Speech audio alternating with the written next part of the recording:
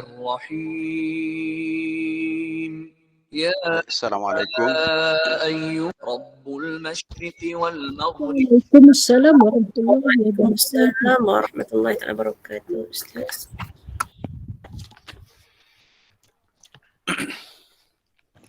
Waalaikumsalam warahmatullahi taala wabarakatuh. Waalaikumsalam warahmatullahi. Bismillahirrahmanirrahim. Alhamdulillahi rabbil alamin. Wassalatu wassalamu ala Rasulillah wa ala alihi wa ashabihi wa man ihtada bihadihi wastanna bisunnatihi ila yaumiddin. Rabbi shrah li sadri wa yassir li amri wahlul 'uqdatam min lisani yafqahu qawli. Allahumma 'allimna ma yanfa'una wazidna 'ilma warzuqna fahma. Allahumma zidna 'ilma warzuqna fahma, amma ba'd. Para jemaah muslimin muslimat yang dikasihi, semoga semuanya sihat belaka.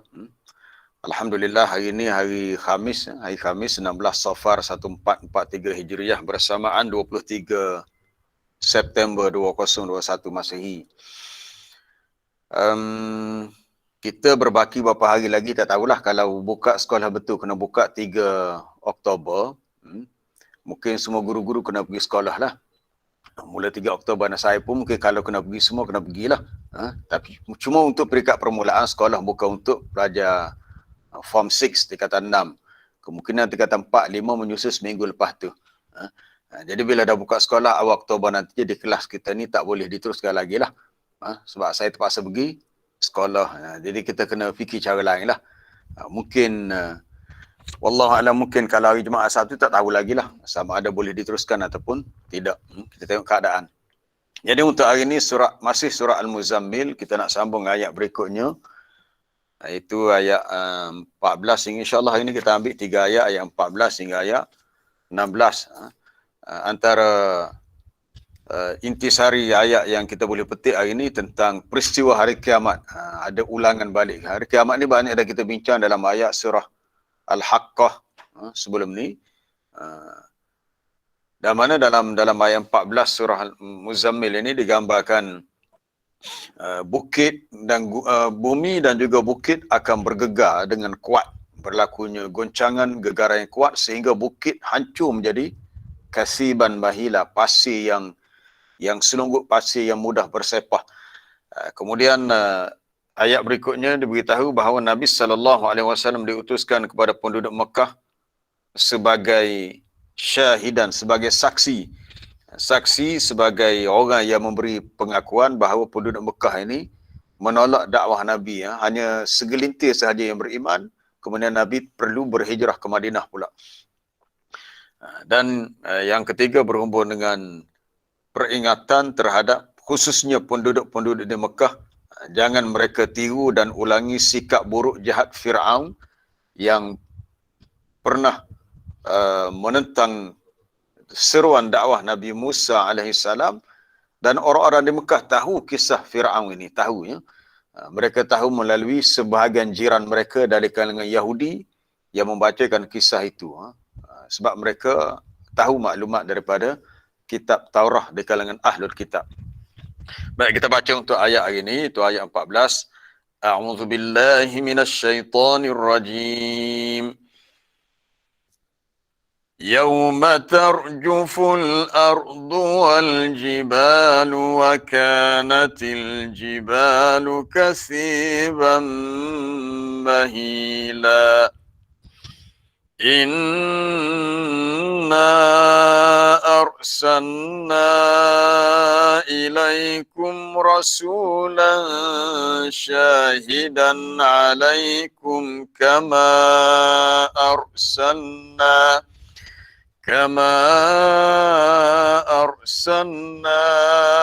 ila fir'auna rasula فعصى فرعون الرسول فأخذناه أخذا وبيلا يوم ترجف الأرض والجبال. Dan ingatlah pada hari bumi dan gunung ganang, bukit bukau. Al-jibal tu jamak daripada al-jabal. Kawasan yang tanah tinggi lah, berbukit. Tarjufu tu berlakunya suatu rajfah, gegaran yang kuat. Ini azab sebenarnya, hari kiamat ni azab. Sebab tu kita takut sebenarnya, orang memang sangat takut dengan kedahsyatan hari kiamat. Berlaku suatu goncangan yang menyebabkan bukit bukau gunung ganang menjadi kasiban mahila, hancur menjadi timbunan pasir yang mudah bersepah, berkecai habis. Jadi berah habis. Itu bahasa Kelantan, berah, apa dia lagi? Hancur habis. Jadi menjadi debu, seolah-olah menjadi debu. Nanti kita lihat beberapa ayat lain yang kita nak kaitkan dengan cerita bukit ni. Sesungguhnya kami utuskan kepada kamu di sini merujuk kepada khususnya ya kum ni, domain kum ni untuk ahla Makkah, untuk penduduk Makkah. Maka Allah Ta'ala beritahu, sebab ayat ni ayat yang diturunkan di awal dakwah Nabi di Mekah, surah Al-Muzammil ni. Sesungguhnya kami utuskan kepada kamu, wahai orang-orang di Mekah, rasulan, seorang rasul yang syahidan, menjadi saksi terhadap kamu. Sama ada kamu patuh ikut dakwah Nabi atau menolak seruannya, maka Nabi akan membuat persaksian di hari kiamat. Dia tahu siapa yang ikut dakwahnya dan siapa yang menentangnya. Kama sebagaimana telah kami utuskan kepada Fir'aun dahulu, rasulan, seorang rasul, iaitu Nabi Musa AS. Kenapa Allah Ta'ala sebut kisah Fir'aun dan Nabi Musa? Ulama tafsir mengatakan kerana penduduk di Mekah dah mengetahui, tahu dah cerita Musa dan Fir'aun ni, dia orang tahu dah. Jadi bila diceritakan dalam ayat ni, dia orang lebih cepat faham sebab cerita tu sudah diketahui. Fa'asa Fir'aunur Rasul, maka Fir'aun telah menderhakai melawan Rasul yang diutuskan itu Nabi Musa. Di sini jelas barisnya fa'asa Fir'aunu, sebab Fir'aun jadi fa'il, ar-rasula maf'ulun bih, Fir'aun yang menderhakai Rasul. Jangan silap baca baris pula. Kalau para jemaah tertukar, baca Fir'aun ar-rasulu, jadi Nabi Musa pula derhaka pada Fir'aun. Tak, di sini ayat ni nak cerita Fir'aun derhaka pada Rasul. Bahasa Arab ni silap baris dia boleh berubah makna. Walaupun kalimah tu mana yang takdim, mana takhir tu tak kisah. Yang pentingnya baris. Kalau kita baca Fir'aun dia jadi fa'il kepada asa, ar-rasulah jadi maf'ulun bih. Jadi Fir'aun telah menderhakai Rasul, itu Nabi Musa. Fa'akhadnahu akhzan wabila, lalu kami hukum dia, kami siksa dia dengan azab siksaan yang sangat berat. Apa siksaan dia itu pun kita dah tahu, akhirnya dia mati lemas tenggelam dalam laut. Para jemaah yang dirahmati Allah, dalam ayat surah Al-Muzammil ya, begitulah uslub cara Allah Ta'ala menurunkan wahyunya kepada Rasul. Kita lihat apa kemunasabahan, apa hubung kait antara ayat ini dengan ayat sebelumnya. Ayat sebelumnya Allah Ta'ala cerita tentang azab yang dia sediakan untuk orang-orang yang mukadzibin, yang mendustakan. Disifatkan mereka ni orang hidup mewah. Untuk mereka di akhirat nanti disediakan belenggu-belenggu tu, kita dah bincang dah semalam. Adanya rantai-rantai besi, api neraka menyala-nyala, makanan yang bila dimakan akan tersangkut, tercekik pada leher, azab yang pedih. Dan sebelum orang-orang kafir dimasukkan ke neraka, akan berlaku satu fasa yang penting di alam dunia, iaitu kiamat. Sebelum manusia berpindah daripada alam dunia ke alam akhirat, berlaku satu peristiwa besar yang disebut Yaumul Qiyamah, hari kiamat. Iaitu berlakunya kehancuran total. Kehancuran secara menyeluruh. Di antara sifat kehancuran itu ialah disebut tentang berlakunya suatu goncangan, rajfah. Rajfah ni merujuk kepada tiupan sangkakala yang pertama. Baik, kita lihat ayat dalam surah An-Nazi'at. Dia ada dua tiupan sangkakala, itu yang pertama dan yang kedua. Yang pertama disebut dengan Ar-Rajifah, daripada Rajafah, Rajfah. Dan yang kedua adalah ar-radifah, yang menyusuli, yang mengekori. Surah An-Nazi'at, muka surat berapa? Muka surat 583. 583.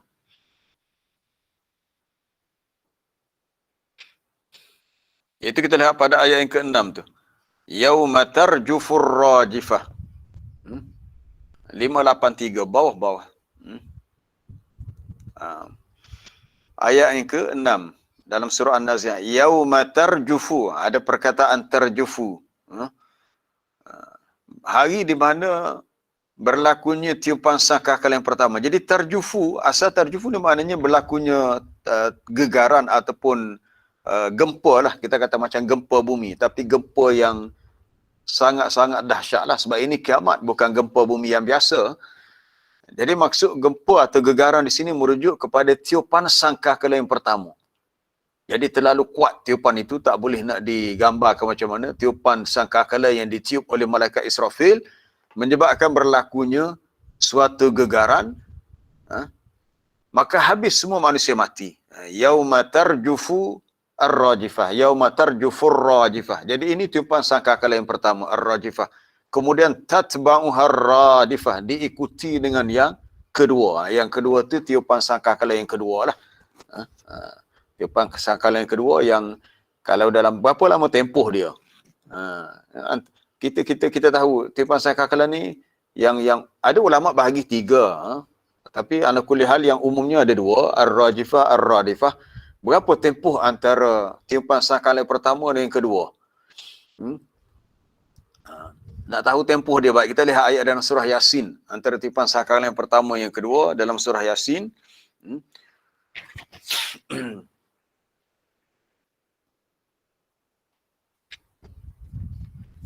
Itu dalam ayat muka surat 443. 443. Okey.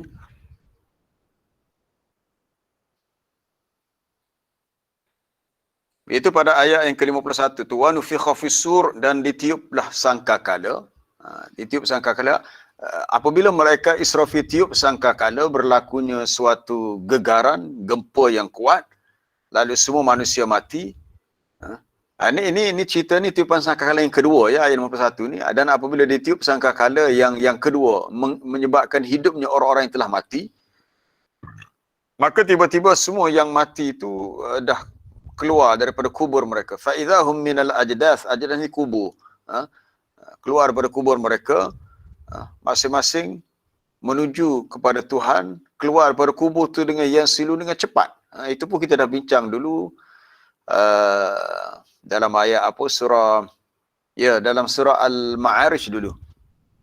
Mereka keluar seperti seperti digambarkan seperti kalkatu, seperti belalang. Dalam surah Al-Qamar disebut seperti belalang. Maknanya sangat banyak manusia ni. Lalu orang-orang yang keluar daripada kubur berkata, qalu ya wailana man ba'athana min marqadina, siapakah yang telah membangkitkan kami daripada tempat tidur kami. Dia rasakan macam tidur. Antara tiupan sangkakala yang pertama, yang kedua tu mereka tak rasa lama, tapi sebenarnya lama.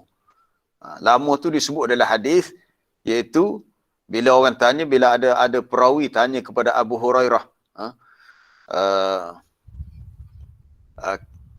kam ma baina an-nafkhataini, berapa lama tempoh ma baina, tulis ma baina ya.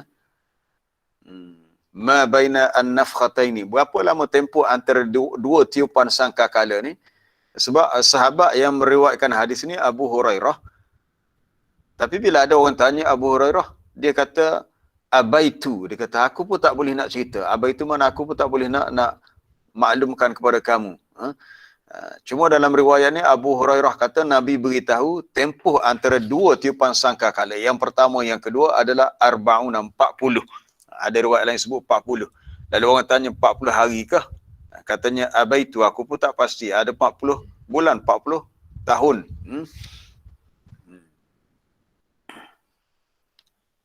Antara an-nafkhatul ula wa an-nafkhatul tsaniyah, 40 sama ada 40 hari. Jadi tempohnya tak diketahui secara tepat. Sama ada 40 tahun. Bukan hadis ni, ya hadis yang lain ya. Dia tak ada sebut 40 tahun tu. Berapa lama tempoh antara tu? Dia ada kalimah abaitu, tulis abaitu ya. Ma baina nafkhatan. Qala, kata Abu Hurairah, abaitu, bila ditanya kepadanya, kata abaitu, aku tak mahu jawab lah, aku tak tahu. Sebab dia pun tak pasti berapa lama tempoh yang dimaksudkan dengan ada seorang perawi kata, aku mendengar daripada Abu Hurairah, menerima daripada Nabi SAW, ma bainan nafkhataini, antara dua tiupan sangkakala, iaitu antara ar-rajifah dan ar-radifah. Dalam surah An-Nazi'ah disebut dengan ar-rajifah, yang kedua ar-radifah. Beza antara jim dengan dal. Lalu bila Nabi beritahu arba'una, ialah Abu Hurairah pun cakap macam itulah, bainal nafkhataini arba'una. Lalu mereka berkata, ya Abu Hurairah, wahai Abu Hurairah, tempoh antara dua tiupan sangkakala tu arba'una yaman, 40 hari kah? Dia orang tanya, ya Abu Hurairah, arba'una yaman. Qala, Abu Hurairah pun jawab, abaitu, aku enggan jawab. Orang Kelantan kata, aku tak say jawab. Sebab dia pun tak tahu. Dia tak boleh nak memandai-mandai. Tu saya dah ingatkan, dalam agama ni kita tak boleh nak memandai-mandai. Kita hanya boleh cakap agama, apa yang benar ilmunya daripada Quran dan hadis-hadis Nabi. Abu Hurairah hak duduk berdamping dengan Nabi. Orang Kelantan kata dia dekat berepek sama dengan Nabi. Sebab Nabi gimana pun dia ikut sekali berdamping dengan Nabi. Sekali bila Nabi cerita tentang tiupan sangkakala ni selama 40, Nabi tak beritahu 40 hari ke 40 tahun, 40 bulan. Jadi bila orang lain tanya Abu Hurairah, dia kata, aku tak boleh cerita. Dia kata, abaitu. Jadi orang tanya, arba'una yaman, abaitu. Maaf lama tak boleh cerita. Arba'una syahran, 40 bulan, abaitu. Tak boleh juga. Arba'una sana, 40 tahun ke, abaitu. Aku tak boleh cerita. Kemudian lepas tu, Nabi beritahu, sebagaimana yang Abu Hurairah cerita, Allah Ta'ala turunkan daripada langit air. Turunnya air hujan. Air hujan turun, lalu fayam butuna, tumbuhlah manusia. Maksud tumbuh, keluarlah manusia daripada kubur. Ini yang diceritakan dalam surah Yasin tadi. Fa'idhahum minal ajdasi ila rabbihim yansilun. Tumbuh keluar daripada kubur, kama yambutu al-baqal. Sebagaimana tumbuhnya pokok-pokok sayu. Kita tengok mata hadis tu. Al-baqal tu maknanya sayur-sayuran, tumbuh-tumbuhan. Laisa minal insan syai'un illa yabla. Tidak ada suatu bahagian badan manusia pun kecuali semuanya sudah hancur luluh. Yabla ni tak ada habis dah. Semua dah musnah dah. Kecuali Nabi kata azman wahidan, satu tulang saja. Bila kita dah mati, kita dah lama dalam kubur, badan kita dah hancur, tak ada belakang dah, daging Allah habis dah, jadi tanah habis dah. Kecuali satu tulang saja Nabi kata ajimuz zanab. Apa dia ajimuz zanab? Tu kita dah bincang dulu, ada gambar dia. Iaitu tulang bahagian bawah, tulang belakang. Kalau orang yang bekerja sebagai doktor dia tahulah. Ajmuzana ni tulang sulbi bahagian bawah sekali. Maka daripada tulang itulah yurakkabul khalqu akan dibentuk kembali, disusun semula kejadian sesuatu makhluk itu, manusia itu pada hari kiamat. Jadi dalam hadis ni Abu Hurairah beritahu tempohnya 40, cuma tak pasti 40 tu 40 hari, 40 bulan, 40 tahun. Tapi yang penting tempoh tu sebenarnya tak lama. Walaupun kalau kita ambil atas 40 tahun, kita kata lama lah 40 tahun. Sebenarnya tidak lama. Bukti tidak lama sebab dalam surah Yasin tadi, orang-orang yang bangkit daripada kubur kata, memba'asana min marqadina, siapakah yang membangkitkan kami dari kubur. Kubur ni dianggap marqadina, tempat tidur kami. Marqad isim makan daripada raqada yarkudu, tidur. Raqada yarkudu maknanya nama yanamu, tidur. Marqad tempat tidur. Jadi dia orang merasakan duduk dalam kubur tu tempat tidur. Itu. Tapi kalau ialah masing-masing atas amalan sendirilah. Kalau dia orang ni orang yang beriman, yang beramal soleh, jadi dia orang akan berada dalam kubur tidur dengan selesa lah. Tapi seolah-olah seperti berada di tempat tidur. Baik, kita kembali kepada perbincangan tentang goncangan di hari kiamat. Kuatnya goncangan itu Allah Ta'ala gambarkan. Kita pun tahu muka bumi ni dia ada tanah yang rata, ada tanah yang ada air macam sungai, ada laut, ada tasik. Tapi ada tempat-tempat yang ada kawasan tinggi yang disebut bukit, bukau dan gunung ganang. Al-Jibal, bahasa Arab sebut Al-Jibal. Sebesar-besar bukit, hancur relah habis, berah habis. Jadi seperti kasiban. Kasiban maknanya ramlan, sailan, pasir yang boleh bergerak. Kan pasir ni kalau orang yang biasa di negara Arab, yang kawasan ada padang pasir, ada Sahara, kita boleh lihat ada kawasan yang ada bukit-bukit pasir. Sekali bila angin yang kuat bertiup, bukit pasir tu dia akan berubah kedudukan dia sebab pasir tu dia boleh dipindahkan ke tempat lain. Kita lihat tafsiran di sini. Kasiban mahila maknanya menjadi ramlan sailan mutanathiran, pasir yang boleh mengalir dan berhamburan, boleh pergi rata-rata, boleh pergi ke sana sini. Menjadi mahilan. Mahilan merujuk kepada dia punya struktur bawah bukit itu sudah lemah. Bila lemah, akhirnya bukit itu runtuh dan menyebabkan dia hancur habis. Hancur habis. Hancur, orang Kedah kata hancur. Bukit tu hancur habis. Hancur, berah habis. Tak ada lah. Jadi kemudian bukit tu diterbangkan oleh angin. La haula wala quwata illa billah. Para jemaah yang dirahmati Allah, orang-orang kafir di Mekah pernah tanya kepada Nabi bila Nabi cerita tentang kiamat. Dia kata, apa yang berlaku kepada bukit? Kita lihat ayat ni dalam surah Taha. Saya pun tak ingat sama ada kita pernah ulang ayat ni ataupun tidak, tapi mungkin para jemaah yang dah lama ikut tadabbur ni perasan ya. Kita lihat muka surat 319. Muka surat 319 untuk ayat 105. Ayat 105.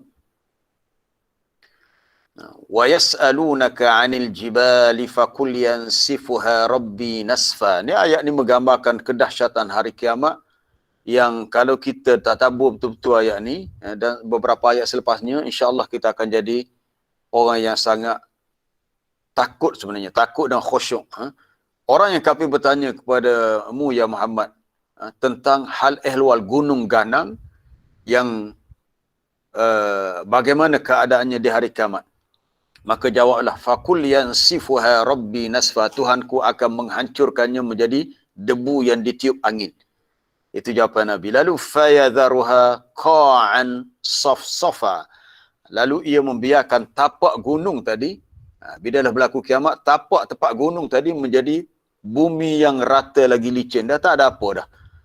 Seolah-olah kita kata macam kalau kawasan tu ada rumah, ada bangunan, bangunan tu semua dah ranap, dah dibersihkan tempat tu. Bagi tak ada apa dah. Sedangkan kawasan tu ada bukit. Bukit ni dia besar, bukit ni dia kukuh. Ya. Bukit ni kukuh. Manusia tak mampulah kalau nak apa kita kata, nak pindahkan bukit memang tak boleh lah. Paling tidak pun kita hanya mampu buat terowong korek bukit. Kita kalau orang Kelantan nak pergi ke Kuala Lumpur, kita akan melalui satu terowong disebut terowong Karak. Terowong Karak di Genting Sepah. Kenapa tak dibuang terus bukit tu? Memang tak boleh. Kita tak ada kemampuan untuk buang bukit, kita hanya mampu korek lubang buat terowong. Pada hari kiamat, semua kawasan-kawasan bukit bukan gunung ganam menjadi rata licin. Maka la tara fiha iwajan wala amta. Dan pada hari itu kamu tidak melihat ada tapak, ada kawasan tanah di permukaan bumi yang rendah, yang tinggi, semuanya rata. Apabila berlaku kiamat, semua permukaan bumi ini menjadi rata. Dia tak ada tinggi rendah dah. Tak ada tinggi macam bukit, tak ada rendah tempat yang tanah rendah lah, tanah yang agak rendah kedudukan, semuanya adalah sama. Tak ada lagi kawasan tanah yang rendah atau tinggi. Itu di antara gambar hari kiamat. Mungkin para jemaah pernah mendengar bacaan yang sangat khusyuk daripada Syekh Abdullah Kamil. Kita tengok sedikit tentang ayat ni. Ayat yang menggambarkan hari kiamat. Tak ada dalam tu, rasa dalam YouTube ya, Ustaz Rusdan dalam YouTube. Syekh Abdullah Kamil, type dalam tulisan Jawi. Syekh Abdullah Kamil, bacaan yang sangat menyentuh hati sebab dia baca dengan menangis. Syekh Abdullah Kamil, wa yas'alunaka 'anil jibal.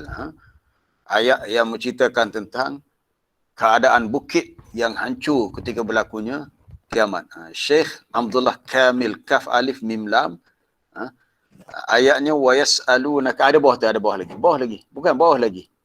Lagi sikit lagi. Wa yas'alunaka 'anil jibal. Tu dia jumpa dah. Wa yas'alunaka 'anil jibal. Wa yas'alunaka 'anil jibali faqul yansifuha rabbi nasfa fayadhruha qa'an safsafa. يسألونك عن الجبال ويسألونك عن الجبال Ini ada yang dia baca dalam solat, dia ada 4 minit ke berapa minit. Tak.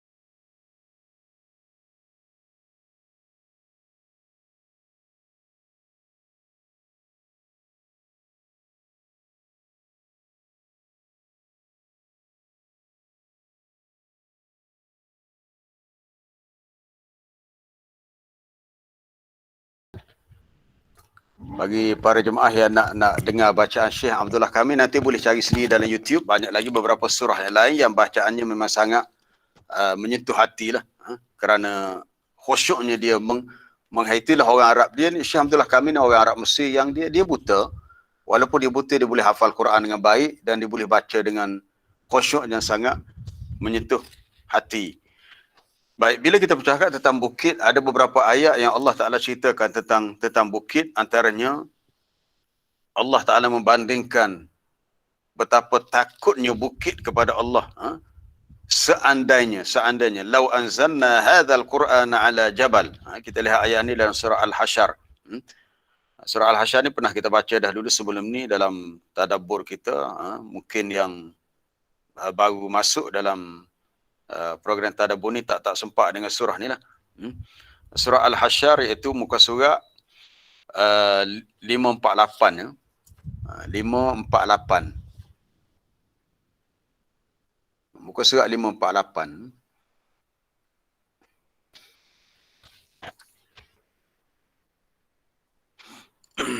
Lau anzalna hadzal Quran, muka surat 548.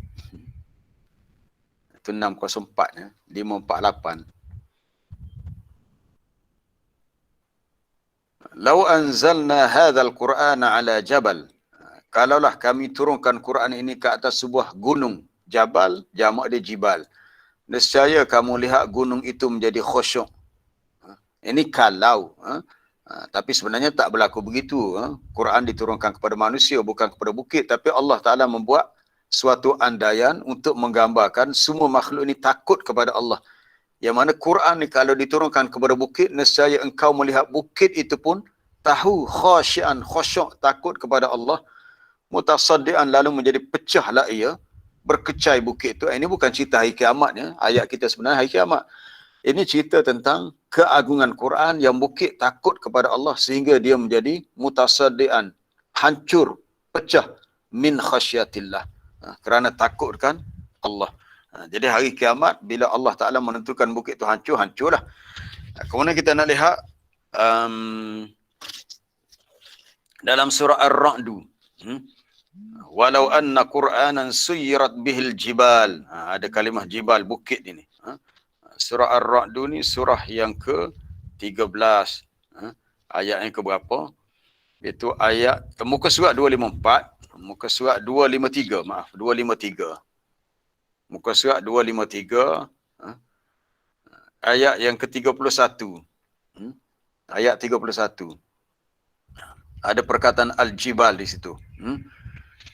Walau anna Qur'anan suyirat bihil jibalu au qutti'at bihil ardu au kullima bihil mauta bal lillahil amru jami'a. Dan kalaulah ada mana-mana kitab suci yang dengan sebab kitab suci itu gunung ganan terbongkar, seirap mana boleh digerakkan, boleh terbang bukit itu, ataupun bumi menjadi pecah mengeluarkan isi kandungannya, ataupun orang-orang mati boleh bercakap, maka sudah tentu kitab itu adalah Al-Quran. Ini ayat ini juga menggambarkan kehebatan Al-Quran. Yang pertama Allah Ta'ala sebut, Quran itu boleh menyebabkan bumi, bukit, bukau, gunung ganan, terkeluar daripada kedudukan asal. Dan peristiwa ini sebenarnya berlaku pada hari kiamat lah. Itu bukit itu digerakkan ataupun hancur.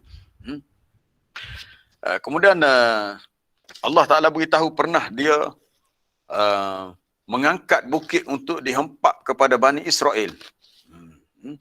Ini kita lihat ayat ini dalam surah Al-A'raf. Surah Al-A'raf muka surat 173. 173. Masih cerita tentang bukit lagi. Kita belum pindah ayat berikutnya. Bukit ni ada kaitan dengan cerita hari kiamat tadi, dan wa iz nataqnal jabala fawqahum.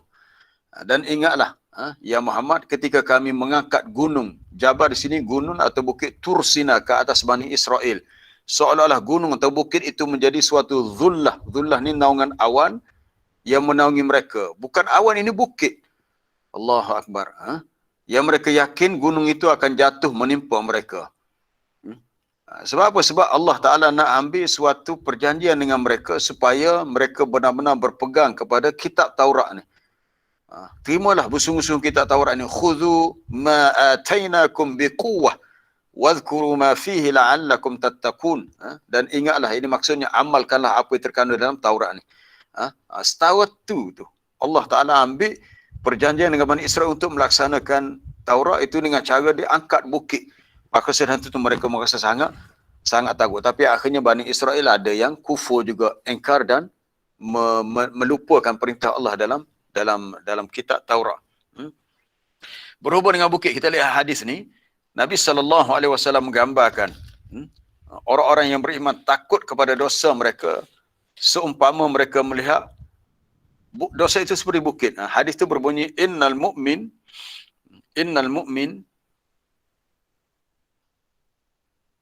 yara dhunubahu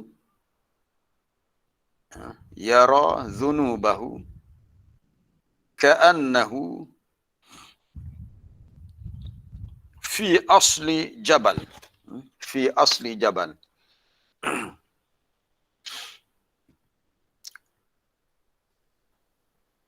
Sesungguhnya orang mukmin dia melihat dosa-dosanya. Orang mukmin pun ada buat dosa, tapi bukan bermakna dia tak takut pada dosa, maka dia sangat khawatir dan cemas dengan dosa itu. Fi asli jabalin. Tak ada alif lam, jabalin. Baik, rasa dah cukup dah. Okey dah. Hadis ni ada dalam Sunan Tirmizi dan juga Bukhari. Nabi kata sesungguhnya orang mukmin, hadis daripada sahabat yang bernama Abdullah bin Mas'ud. Nabi kata orang mukmin, orang beriman, dia melihat dosanya seakan-akan dia berada di bahagian bawah bukit, tepi bukit, ataupun kita kata di bahagian pinggir bukit lah.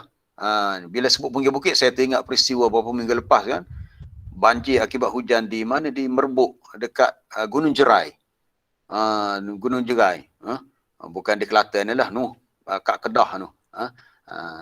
Hujan lebat, kita pun takut tengok sebab macam tsunami pula air tu turun daripada bukit. Itu banjir. Ini yang Allah Ta'ala sebut, yang Nabi sebut di sini dalam hadis ini, orang mukmin melihat dosanya seakan-akan dia berada fi asli jabal, berada di bahagian tepi bukit ataupun bahagian pinggir bukit. Orang mukmin itu yakhaf an yaqa alaihi, takut kalau bukit itu tiba-tiba menghempap dia. 2-3 hari lepas kita dengar dalam berita beberapa kawasan perumahan di Ampang Jaya. Di Ampang, kawasan dekat dengan Lembah Jaya, berlaku, dia kawasan bukit, dia dekat dengan, dulu ada kawasan peranginan Bukit Belacan situ. Dia ada kawasan yang tanah runtuh dan banyak rumah yang rosak. Kita pun rasa, ya Allah, alhamdulillah kita dapat mendiami rumah yang jauh daripada kawasan bukit ini, alhamdulillah. Jadi orang mukmin takut kepada dosa seolah-olah mereka berada di tepi bukit, bimbang kalau bukit tu jatuh menimpa mereka, jatuh memempak mereka. Sebaliknya fajir, orang yang fajir ni orang yang bahasa mudah orang jahat. Orang jahat, orang yang tidak takut kepada dosa. Apabila mereka membuat dosa, mereka melihat dosa itu kadzubabin, seperti seekor lalat, waqa'a ala anfihi, yang tiba-tiba singgah di telinganya, lalu dia pun faqal, lalu dia buat begini, hakadha, buat begini sekadar menepis. Itu orang yang fajir, orang munafik. Buat dosa, dia tak rasa apa-apa dengan dosa, sekadar menepis, lalu lalat pun terbang. Ini bandingan. Jadi orang mukmin takut kepada dosa seperti berada di tepi bukit, bimbang bukit itu jatuh. Macam kita bawa kereta tepi jalan raya, tiba-tiba tepi kita ada sebuah lori balak yang besar. Kita berhenti dekat lampu isyarat contohnya. Oh, rasa seria tu kat kita dok. Seria takut, tiba-tiba takut putuh rata balak jatuh bergolek atas kita itu. Berasa seria, berasa trauma, takut itulah. Begitulah digambarkan orang beriman takut kepada dosanya. Baik, kembali kepada cerita bukit tadi. Kita nak habiskan sebab kalau kita dah sebab masa pun dah cepat 7 suku dah. Inna arsalna ilaikum rasulan syahidan. Sesungguhnya kami utuskan kepada kamu seorang rasul, itu Nabi SAW yang menjadi saksi. Kum di sini khusus untuk penduduk Mekah secara khusus dan secara umum untuk kita semualah. Apa maksud menjadi saksi di sini? Nabi dia menjadi saksi bahawa dia telah menyampaikan dakwah ni. Maka dia tahu siapa yang beriman dan sesiapa yang kufur, yang kafir. Nabi tahu. Dan memang Nabi diutuskan sebagai syahidan, juga mubasyiran, juga naziran. Itu tugas Rasul.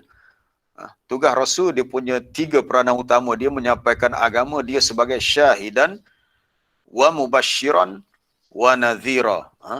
Yang 2 lagi tak disebut dalam ayat ini, tapi kita boleh lihat dalam ayat surah At-Taubah dan juga surah Al-Fathu. Dalam surah At-Taubah, ya ayyuhan nabi inna arsalnaka syahidan wa mubasyiran wa nazira. Ayat muka surat 424, 424 ayat 45. Ayat 45 atas tu, ya ayyuhan nabi, atas sekali tu, ya ayyuhan nabi, wahai nabi, sesungguhnya kami utuskan engkau sebagai syahidan, saksi. Ni kadang-kadang kalau kita ajar ayat ni kepada pelajar-pelajar di sekolah, dia tanya, ustaz, apa itu saksi? Kita kata jangan tertukar dengan air saksi. Bukan air sasi, air Pepsi Cola. Ni saksi, persaksian. Orang yang menjadi syahid ni, yang membuat pengakuan untuk membuktikan. Nabi-nabi akan membuat persaksian di hari kiamat, katanya, aku dah menjalankan tugas sebagai Rasul utusan Allah.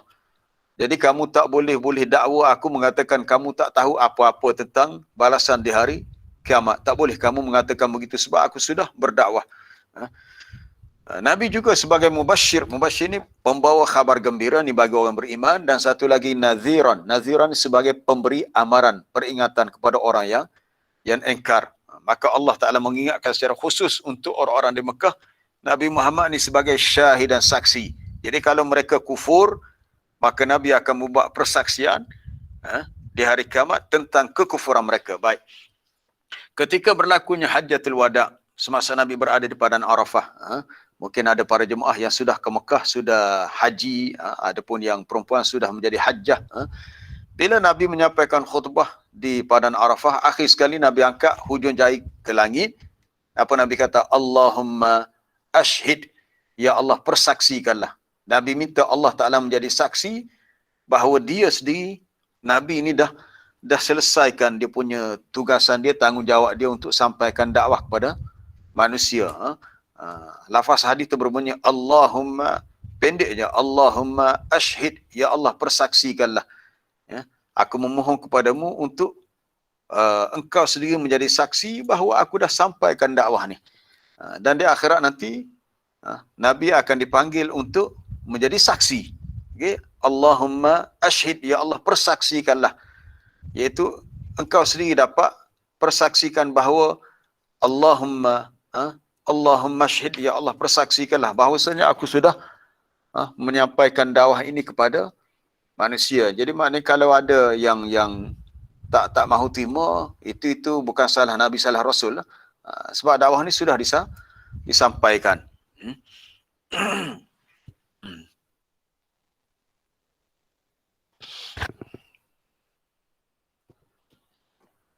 Ini hadis ni ketika berlakunya Hajjatul Wada', bila Nabi tanya, kamu tahukah kita berada pada bulan apa? Nabi kata, hadha syahr, sesungguhnya kita ni berada pada bulan haram. Maka dengan sebab itu Nabi beri pesanan antaranya, fa inna dima'akum wa amwalakum alaikum haramun ka hurmati yaumikum hadha fi syahrikum hadha fi baladikum hadha. Akhirnya Nabi tanya, hal ballagtu?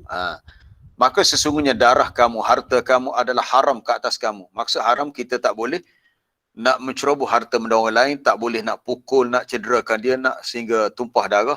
Sebagaimana tingginya kehormatan pada hari ini. Maksud hari ini adalah hari Arafah tu.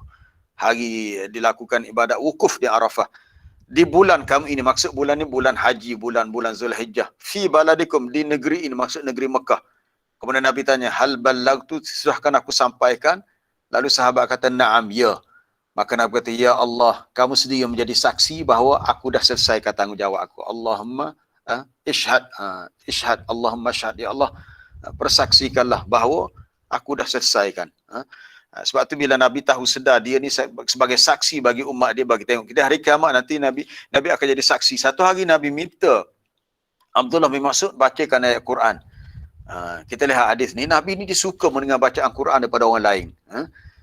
Satu hari Nabi minta kepada Abdullah bin Mas'ud, Nabi kata, Iqra' alayya, bacakan untuk aku nak dengar bacaan kamu.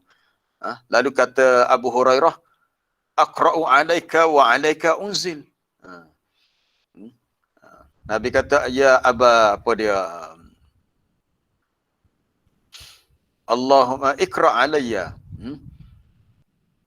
Lalu Abdullah bin Mas'ud kata, Aqra'u alayka wa alayka unzil.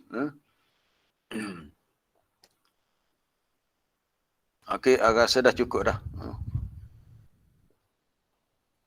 Iqra' alayya, bacakan kepadaku. Adalah suatu hari Nabi minta Ibnu Mas'ud. Nabi SAW pernah berkata kepada Abdullah bin Mas'ud, Iqra' alayya, bacakan untukku. Maksudnya aku nak dengar bacaan Quran daripadamu. Lalu apakah surah yang dipilih oleh Abdullah Mas'ud? Abdullah Mas'ud baca daripada awal surah An-Nisa.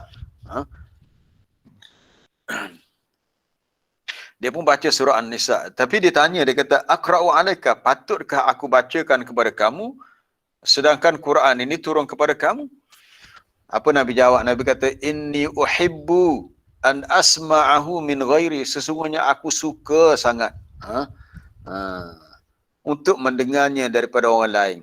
Aku tahu memang Jibril turunkan Quran itu kepada aku, tapi aku suka untuk mendengarnya daripada orang lain. Jadi untuk tidak menghampakan permintaan Nabi, Abdullah bin Mas'ud bacalah. Dia baca surah An-Nisa sehinggalah sampai kepada ayat فَكَيْفَ إِذَا جِئْنَا مِنْ كُلِّ أُمَّةٍ بِشَهِيدٍ وَجِئْنَا بِكَ عَلَى هَؤُلَاءِ شَهِيدًا. Tengok tu di akhir ayat tu ada perkataan syahidah, saksi. Ayat 41 surah An-Nisa. Maknanya kalau Abdullah bin Mas'ud dah baca daripada ayat pertama awal surah An-Nisa, dia sampai, ini mana dia dah baca 41 ayat, daripada ayat pertama sampai 41. Apa maksudnya? Ayat ini bermaksud, fakaifa, maka bagaimanakah keadaan manusia idza ji'na, bila kami datangkan, kami bawakan bagi setiap umat itu dengan syahid, dengan saksi. Apa maksud saksi di sini? Rasul. Setiap umat itu akan dibawa Rasul dan Nabi yang telah diutuskan kepada mereka. Wajibna bika, dan kami datangkan engkau ya Muhammad menjadi saksi bagi haula ni, orang ni. Siapa orang-orang ini? Penduduk Mekah ni. Maka Nabi sangat tersentuh dengan ayat ini. Dia pun terfikir macam mana nanti orang-orang di Mekah ramai yang menolak dakwahnya, tak mahu terima, macam mana dia nak berdepan dengan situasi yang sangat sedih. Sebab Nabi tahu dalam kalangan ahli keluarga dia pun ada yang belum Islam. Kalau kita baca sejarah, pak saudara Nabi ada 10 orang. Bapa saudara Nabi yang Islam hanya 2 sahaja. Iaitu Abdullah bin Mas'ud, Abdullah bin dua orang sahaja bapa Nabi Islam, iaitu Hamzah dan satu lagi Al-Abbas. Bapa saudara Nabi sebelah ayah dia lah, iaitu anak-anak Abdul Muttalib, ada 10 orang.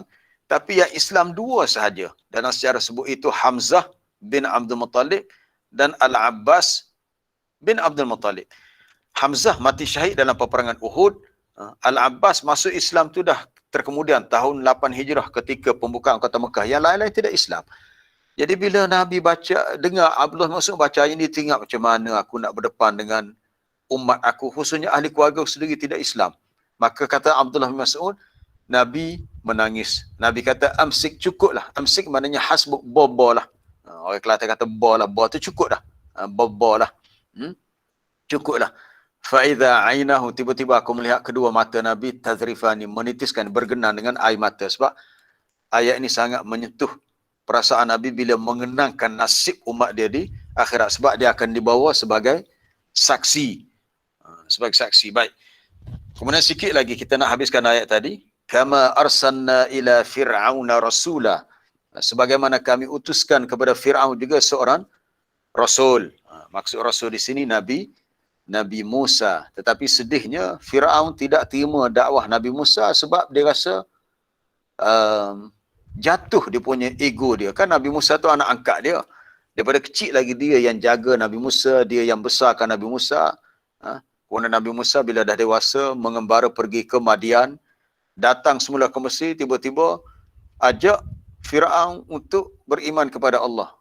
Dia kata, mana boleh macam ni, lawan tokel lah ni. Dulu aku yang pera kamu, lepas tu sekarang ni kamu nak suruh aku ikut kamu. Bahkan dituduh pula Nabi Musa ini tak mengenal budi. Dia kata, wahai Musa, mu masa kecil aku peramu, wi makan kepadamu. Sekarang ni mu nak lawan aku. Nabi Musa kata, aku bukan nak lawan kamu, aku cuma minta kamu beriman kepada Allah. Tu aja. Nabi Musa bukan nak merampas kuasa politik yang ada pada Fir'aun. Kalau Fir'aun nak terus berkuasa di Mesir, silakan. Tapi yang penting, terimalah dakwah ini, jadilah orang yang beriman kepada Allah. Baik, sebelum kita habiskan kisah ni, sebab panjang kisah Fir'aun Nabi Musa ni cukup banyak dalam Quran. Kita ambil sikit lah. Dalam surah Asy-Syu'ara, di awal surah Asy-Syu'ara. Sebelum kita berhenti, saya ada beberapa tips saya nak bagikan untuk hari ni. Rentetan daripada apa yang berlaku semalam tu. Dalam grup WhatsApp kita tak itu yang kecoh sikit dalam Telegram semalam tu ada, saya nak bagi tip sikit. Kita lihat surah Asy-Syu'ara. Kisah Nabi Musa dan Fir'aun ni bermula pada ayat yang ke-10. Ayat 10 tu, wa idznada rabbuka Musa ani'til qaumal zalimin qauma Fir'aun.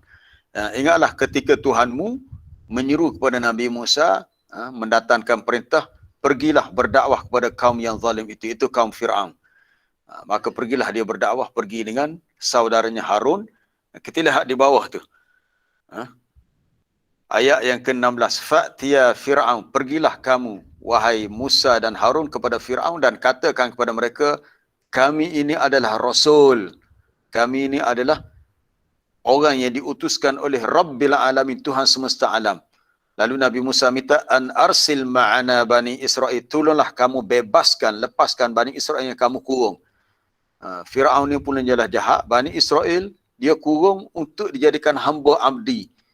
Itulah sebab kita lihat kan di Mesir sampai sekarang masih ada lagi macam binaan piramid apa tu dah berapa ribu tahun dah tu. Bani Israel dipaksa menjadi tenaga buruh untuk bina macam itulah, bina piramid sebagainya. Jadi Nabi Musa kata, lepaskan Bani Israel, bebaskan mereka daripada perhambaan. Lalu apa jawab Fir'aun? Dia kata, Allah Ta'ala cerita balik, alam nurabbika fina walidan. Hei Musa, mukabar kau dak? Mukabar kau dak tu bahasa Kelantan gitulah. Mukabar kau tak kabarmu masa kecil dulu? Aku yang peramu. Alam nurabbika fina, aku yang asuh kamu. Masa engkau masih kanak-kanakmu bawa lahir, itu merah lagi kulit, aku peramu. Walabista fina min umurika sini, dan kamu telah berada bersama kami, tinggal dalam istana aku ni beberapa tahun daripada umurmu.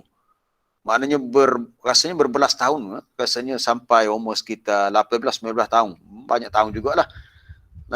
Lalu Fir'aun kata wa fa'alta fa'lataka allati fa'alta wa anta minal kafirin. Fir'aun tuduh Nabi Musa ni minal kafirin. Bukan dia tuduh Musa ni kafir. Kafir di sini mana tak mengenam budi. Dia kata wahai Musa, mu telah buat satu jenayah yang telah kamu buat. Maksud jenayah di sini Nabi Musa telah membunuh seorang lelaki Kibti, itu cerita dalam surah Al-Qasas cerita tu. Bukan sengaja pun nak bunuh. Akhirnya dengan sebab itu Nabi Musa lari ke Madian.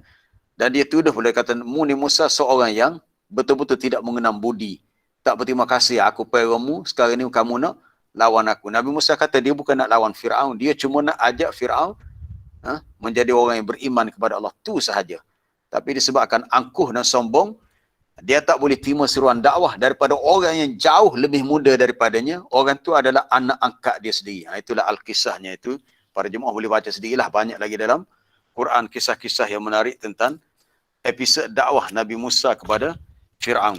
Para jemaah dirahmati Allah, dengan berbaki masa yang ada sedikit lagi, saya nak tambah 10 minit aja lagi. Kita belajar-belajar ni, ilmu ni penting untuk kita tahu siapa guru kita. Jangan semata kita tengok guru ni orang yang pengaruh dia besar, ramai pengikut, ramai pendengar. Kita pun rasa excited terus je. Kita bila belajar kena lihat apa yang disampaikan oleh guru itu adakah sesuatu ilmu yang berkualiti, apa dia punya background, dia punya education dia punya pendidikan, latar belakang pendidikan dia ambil ilmu tu di mana. Baik, dalam satu asar yang disebut oleh Abdullah bin Sirin, asar tu berbunyi inna hadzal ilma dinun. Seorang tokoh tabi'in terkenal namanya Muhammad bin Sirin ataupun Ibnu Sirin ada menyebut inna hadzal ilma dinun. Sesungguhnya ilmu ini, ilmu agama ni, secara khususnya ilmu peribadi, dah ada di bawah, tak ada dah. Tak payah dah ada dah.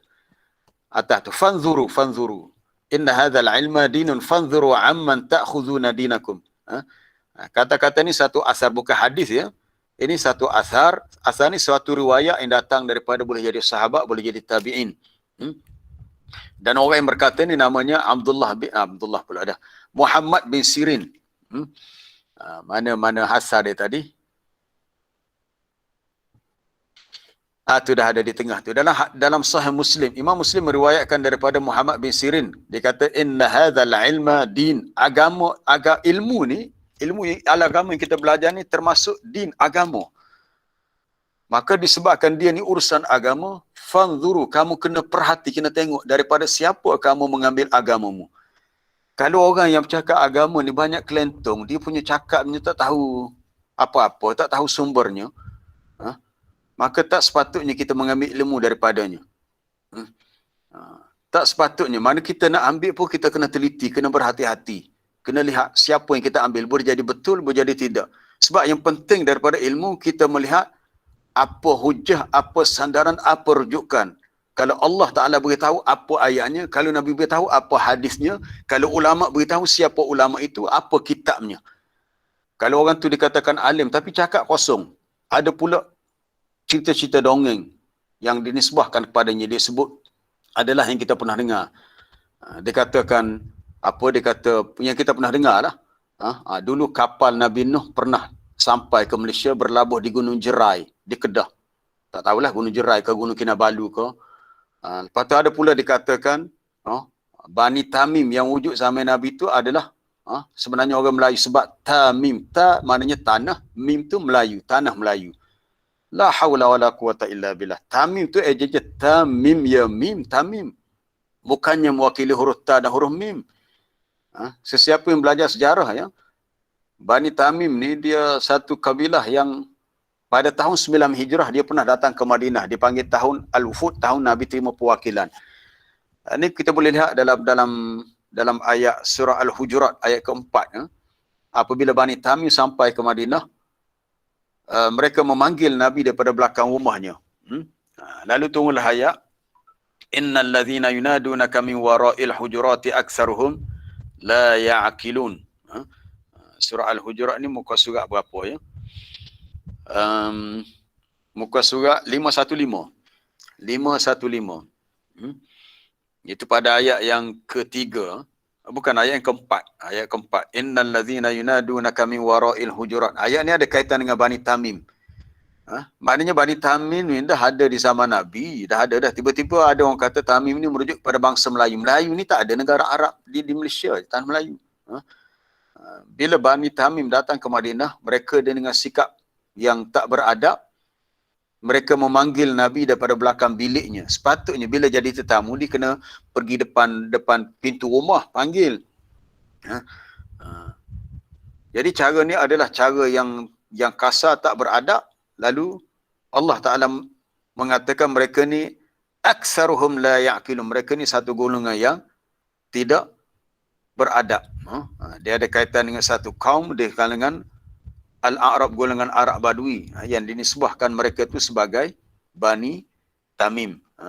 Baik, saya nak kembali kepada cerita tadi tentang asar daripada Muhammad bin Sirin. Jadi Muhammad bin Sirin nak memberi peringatan kita bila belajar kena tengok guru yang nak menyampaikan ilmu tu apa yang dia nak sampaikan. Kalau dilihat tak ada kualiti ilmu, tak payahlah. Kita boleh buat bandingan banyak.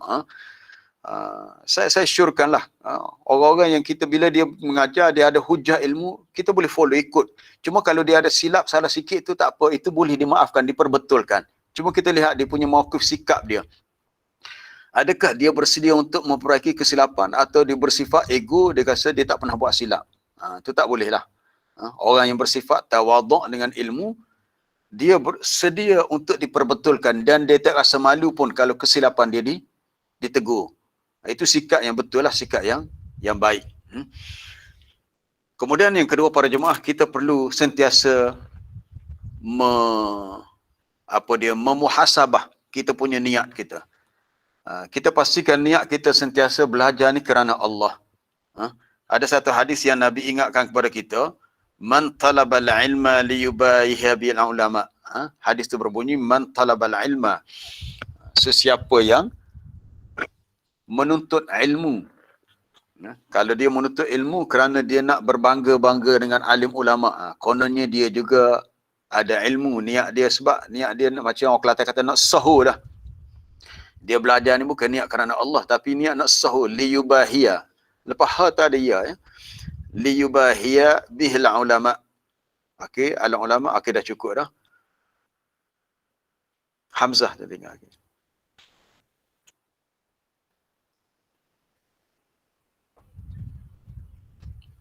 Hadis ini antaranya diriwayatkan oleh Ibnu Majah dalam sunannya.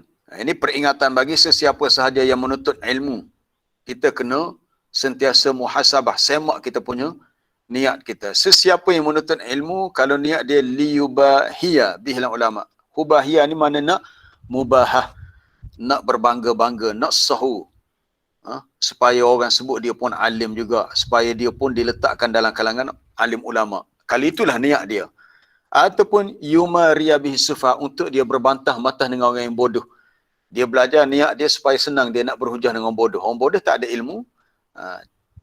Memang kita kena perbetulkan kesilapan orang yang bodoh, tapi jangan jadikan niat kita belajar, kita nak tunjuk kita pandai depan orang bodoh. Jangan ada niat macam tu. Ataupun satu lagi, kita tengok matan yang lain, satu lagi, liyasrifa ilaihi wujuhan nas. Ada matan lain. Au liyasrifa ilaihi wujuhan nas. Ataupun niat dia belajar ni, dia nak menjadikan wajah-wajah manusia dipalingkan supaya orang fokus pada dia, orang beri perhatian kepada dia, dia pun ramai followers. Kali itulah niat dia, na'udzubillah. Jangan, kita kena takut kepada Allah. Kalau terpesona niat begini, kita astagfirullah, kita mohon ampun. Kita kena perbetulkan niat, kita belajar, kita nak beramal dengan dia, ni matan lengkapnya. Sesiapa yang menuntut ilmu kerana nak berbangga dengan alim ulama atau nak berbantah-bantah dengan sufah orang-orang yang bodoh, supaya dia menang dalam perdebatan itu, ataupun liyasrifa bihi wujuhan nas ilaihi fahuwa finnar. Ataupun niat dia nak palingkan wajah manusia. Paling mana supaya orang ikut dia, dengar dia. Ikut dia, dengar dia. Ini bahaya.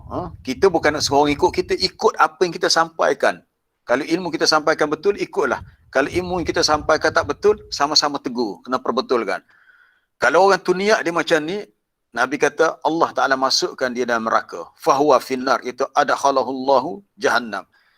La haula wala quwwata. Kalau orang yang menuntut ilmu masuk neraka jahannam, macam mana orang jahil yang tak langsung menuntut ilmu? Apa puncanya? Puncanya kerana silap, tak diperbetulkan niat. Menuntut ilmu ni sesuatu yang mulia, suatu kemuliaan yang azim, yang besar. Kerana dengan menuntut ilmu kita ada yang atas tu. Kerana dengan menuntut ilmu kita dapat iqamatuddin, dapat menegakkan ajaran agama dan kehidupan dunia menjadi baik dan stabil. Maka sepatutnya bagi orang yang berusaha untuk mendapatkan ilmu, ayyabtaghiya bihi wajh Allah. Dia kena berusaha untuk mencari wajah Allah. Maksud berusaha cari ilmu semata-mata kerana Allah. Semata-mata kerana Allah. Dan perlu menjauhi daripada sifat riak, bukan nak menunjuk-nunjuk dia ada ilmu. Bukan semua nak supaya dia masyhur, dia diketahui. Bukannya mubahah. Mubahah ni nak sahu. Nak berbangga-bangga dengan manusia akan ilmu yang dimiliki. Jangan ada niat tu. Jadi kalau ada niat sebegitu, seseorang tu kena beristighfar. Jangan ada niat untuk al-mufakharah, al-mubahah. Jadi ini sama-sama kita kena semak. Begitulah dalam kalau kita belajar dalam ilmu periwayatan, khususnya ilmu hadis zaman-zaman terawal, dia ada di kalangan perawi-perawi yang dalam bidang ilmu apa? Ilmu al-jarhu wa ta'dil. Ni bagi sesiapa yang ada belajar ilmu hadis, dia satu disiplin ilmu yang sangat payah. Saya bukan kuliah hadis, saya kuliah syariah. Tapi ada satu tahun 2 tak ingat, masa tahun 2 di Fakulti Syariah kita belajar ilmu jarhu wa ta'dil, satu cabang ilmu tentang kaedah periwayatan, bagaimana tokoh-tokoh besar seperti Ali Al-Madini, Yahya bin Ma'in, Imam Abu Zur'ah, Ibn Shihab Az-Zuhri, Imam Ash-Sha'bi, Syu'bah bin Al-Hajjaj, apa dia lagi? Sulaiman bin Mahram Al-A'mash. Itu saya sebut sebahagian tokoh-tokoh besar ulama hadis. Yang mana mereka ni ada kelayakan, ada qualified untuk menilai perawi-perawi. Itu dipanggil at-ta'dil wa tajrih. Maka terhasillah kitab-kitab seperti yang ditulis oleh Ibn Hibban, Al-Majruhin. Yang paling besar sekali adalah kitab yang ditulis oleh Ibnu Adi Al-Jurjani Al-Kamil fi Du'afa'ir Rijal. Ni kalau perawi-perawi yang tajrih, yang tak layak, ya kita tengoklah tempat kita sekarang ni, kalau ada ustaz-ustaz, tok-tok guru bawa cerita-cerita, riwayat-riwayat yang dia tak sebut pun sanad. Kalau ada sanad pun kita masih boleh tanya, sanad ni sahih ataupun tidak? Perawi-perawi ni sahih ataupun tidak? Sanad ni inqita' ataupun muttasil, putus atau bersambung.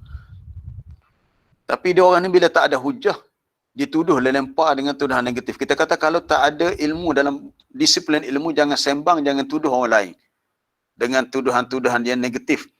Lebih baik kita menahan lidah daripada bercakap perkara yang kita tidak ada ilmu, kerana Allah Ta'ala telah mengingatkan perkara ini sangat bahaya.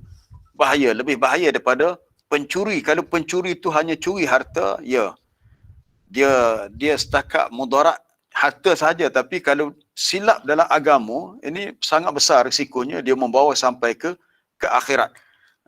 Kerana orang yang tersilap, yang buat salah tu dia akan disoal. Allah Ta'ala berfirman, kita lihat ayat ni untuk peringatan kita bersama lah. Ayat 36 surah Al-Isra, muka surat 285. Muka surat 285 ayat 36.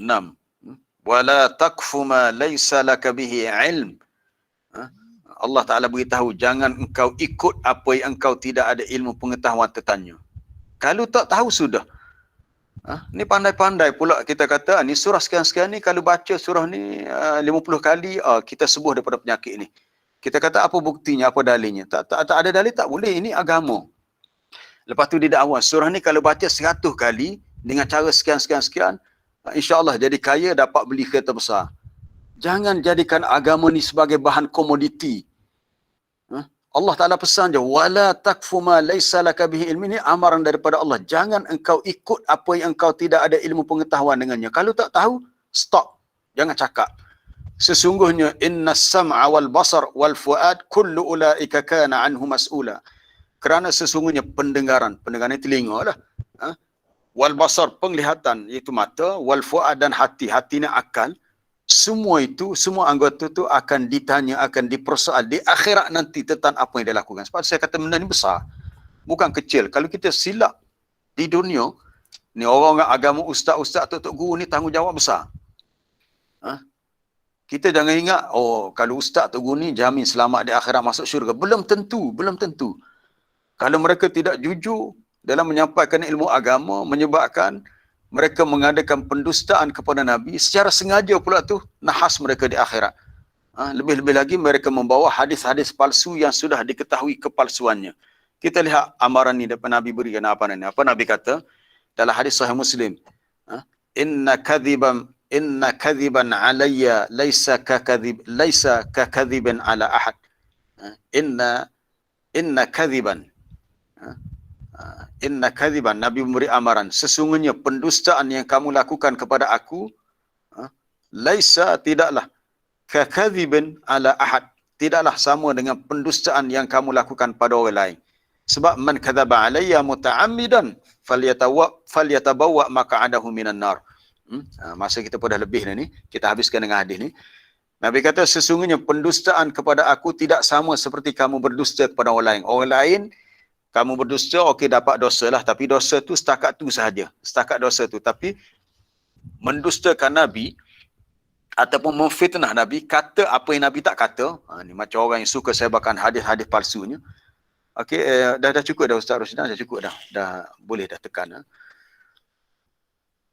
Ni hadis ni dalam riwayat Imam Muslim. Nabi kata inna kadhiban alayya, sesungguhnya pendustaan yang dilakukan ke atas aku, laisa, tidaklah sama dengan kakadzibin, seperti kamu mendustakan orang lain. Maksud dusta orang lain ni, kadzib ala tu maknanya kita buat fitnah pada dia. Kita kata si mamak tu ada beritahu aku, sedangkan mamak tak pernah beritahu apa-apa pada kita. Kita telah menggunakan nama dia untuk berdusta. Sebagaimana orang buat hadis palsu, dia kata Nabi ada buat begini, Nabi ada kata begini. Sedangkan Nabi tak kata begitu pun dia yang reka-reka ni. Maka Rasulullah ingatkan, orang yang sengaja membuat pendustaan, menyandarkan pendustaan kepada Nabi, dia kata, Nabi kata, sedangkan Nabi tak kata, maka bersedialah tempat duduknya dalam neraka. Ini hadis ni sebagai peringatan untuk kita semua, khususnya untuk para asatizah, ustaz-ustaz, tok guru yang menyampaikan ilmu, bila sandarkan kepada Nabi, kena berhati-hati, kena semak dulu. Sahih atau tidak. Ini cukup bahaya ni.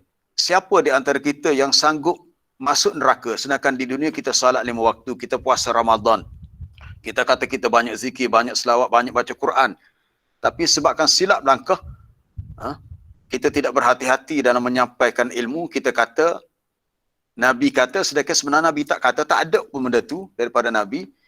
Maka Nabi kata, man kadzaba, sesiapa yang mengadakan pendustaan kepadaku muta'ambidan, sengaja. Muta'ambid ni sengaja. Kalau tak sengaja tak apa, tapi kalau sengaja tak boleh. Falyatabawwa, maka bersedialah tempat duduknya daripada neraka. Wallahu alam. Saya berhenti setakat tu. Ada banyak lagi, kita sambung esok lah untuk untuk taujihat tentang pentingnya kita teliti dalam soal belajar dan menyampaikan ilmu. Baik, ada soalan ke? Assalamualaikum Ustaz. Ya, salam. Siapa dulu ni? Siapa dulu? Buku. Okey. Bagi dia dulu dah. Bagi dia dulu dah. Siapa dia dulu? Boleh saya Ustaz? Puan Aisyah dulu. Okey, ringkaskan, silakan. Okey Ustaz, saya sangat tu dengan penjelasan Ustaz tadi yang tentang cikgu. Cuma saya nak tanya Ustaz, saya takut juga ayat yang apa ni daripada surah As-Saff. Ayat yang kedua tu kan, ya ayyuhallazina amanu lima taquluna ma la taf'alu. Macam mana teh? Takut bila nak cakap gitu. Ya, bagus. Bah Puan Aisyah. Puan Aisyah ni daripada Kuala Nerus kan? Ingat lagi, baik, ya. Okay, baik, ayat kedua surah As-Saff. Ya ayyuhallazina amanu lima taquluna ma la taf'alun. Ayat ni sebenarnya ada kaitan dengan bab jihad fi sabilillah. Sebab ada sebahagian sahabat yang begitu teruja rasa nak pergi berperang melawan orang kafir. Lalu bila turun ayat mewajibkan mereka berperang, tiba-tiba ada di antara mereka yang rasa takut. Muka surat 551 ya.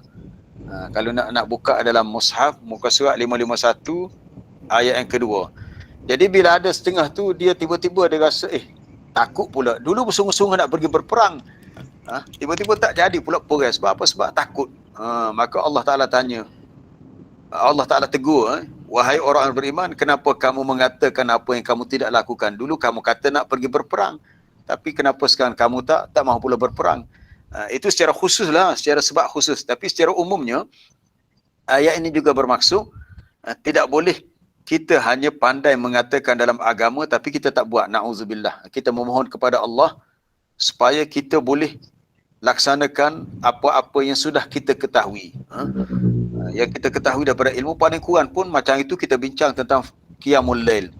Saya mengajar ni terpaksa bercakap tentang kelebihan Qiyamul Lail. Jadi kalau saya hanya bercakap, tiba-tiba saya tak buat, jadi saya menanggung satu kesalahan yang Allah Ta'ala sebut kabura maqtan indallah. Amatlah besar kemurkaan, kebencian di sisi Allah bahawa kamu mengatakan apa yang kamu tak buat. Kelantan kata pandai kecek saja, buat saja, buatnya tak. Organ kata mu tak usah cakap gapalah, kalau cakap saja buat kosong, tapi buatnya tak. Kalau tak buat, tak payah buat lah. Tak payah cakap sajalah. Maknanya kalau kita tak mahu melakukannya, lebih baik kita diam dan sebaiknya kita kena lakukan. Supaya kita boleh mengamalkan ilmu yang kita ketahui. Itu pun kita dah bincang dah dulu dalam hadis yang apabila Nabi sebut ada lelaki dalam neraka yang diseret hingga keluar ususnya. Lalu ahli neraka berhimpun. Dia kata, ya fulan, tidakkah kamu dulu suruh kami buat baik? Dia kata, betul, aku suruh kamu buat baik tapi aku tak buat. Aku sendiri tak buat kebaikan. Aku larang kamu buat jahat tapi aku buat kejahatan.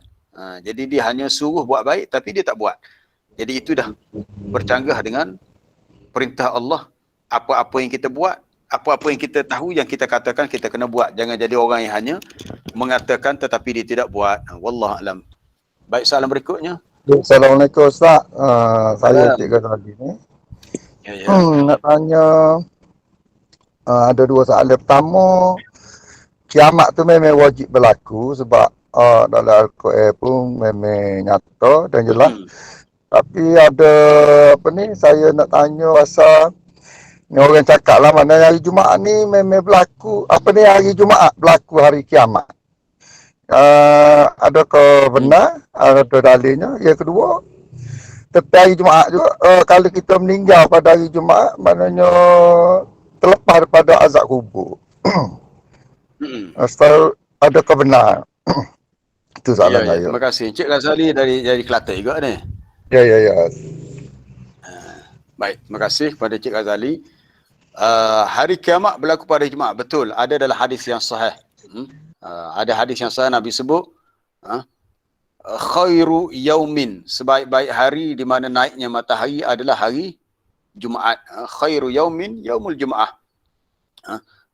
Pada hari yang paling baik adalah hari Jumaat. Pada hari Jumaat lah Allah Ta'ala ciptakan Nabi Adam. Nabi Adam dikeluarkan daripada syurga. Apa dia lagi?